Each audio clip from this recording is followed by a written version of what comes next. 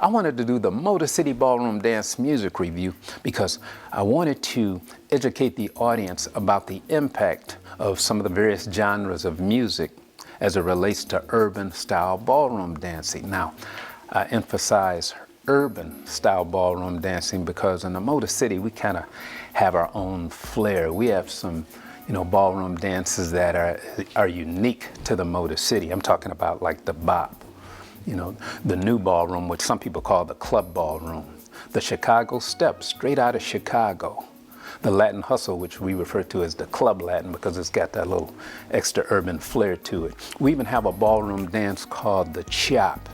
And the thing that I think is so unique about these particular dances is the music that they depend upon. When I first got into ballroom dancing many years ago, I was amazed at the wide variety of music that DJs will call upon for these particular dances. I'm talking about music from R&B, blues, jazz, hip hop, reggae, even house music, and just to name a few. So in putting this particular piece together, I wanted to showcase that music as well as demonstrate some of the different dances that this music inspired. And I knew that in order to do this, I needed a vehicle. Fortunately, I had the Motor City Ballroom Dance competition footage, which took place, back around the start of the millennium, I believe around 1999. It took place at the Masonic Temple in Detroit. At that time, I was working with a little group. We called ourselves Motor City Productions First Class Entertainment, which was actually myself and two young ladies whom were also dancers. I was working with Hetty Johnson and Mary Canty. And we put this event together, and the community supported it. And we brought on some of the best DJs from around the city. We brought in, the hottest dancers in the city. Some of them were even dance instructors. We had a fashion show from a Dietrich Furs. And it was just a powerful event. And if that wasn't enough, it was a charity event. We had an opportunity to support a very important local charity at that time. So it just turned out to be a smash success. Now, moving forward, say almost 20 years, I was riding home one day, coming in from a road trip, and I was listening to a radio station that played, old school music. Actually, they were playing 90s music. And they put this one particular song on by Barry White called Staying Power.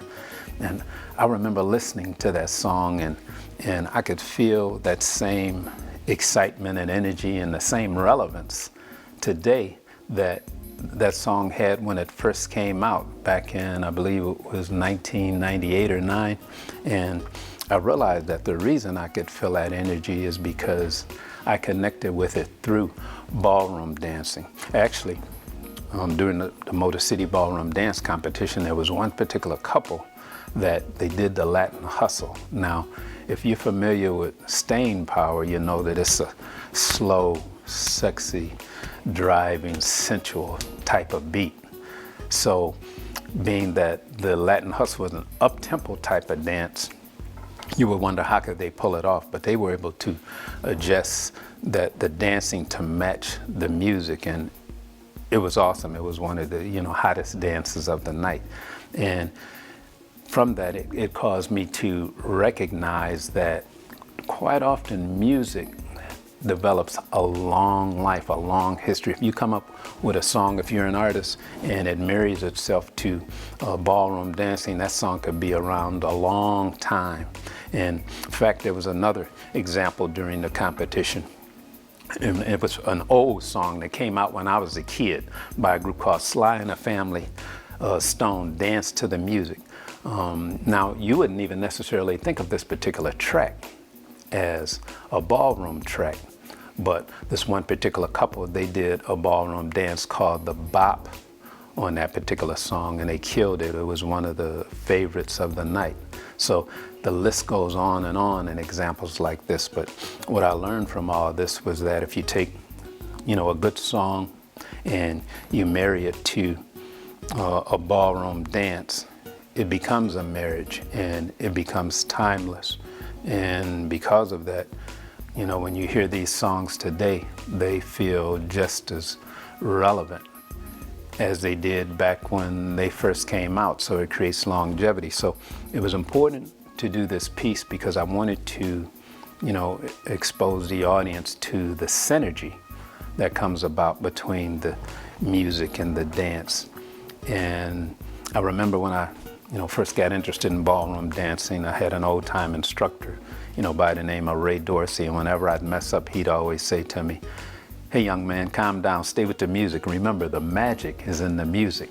So I wanted to take this opportunity in doing this particular piece, the MotorCity Ballroom Dance Music Review, in order to share with the audience and help them to recognize that the magic is in the music.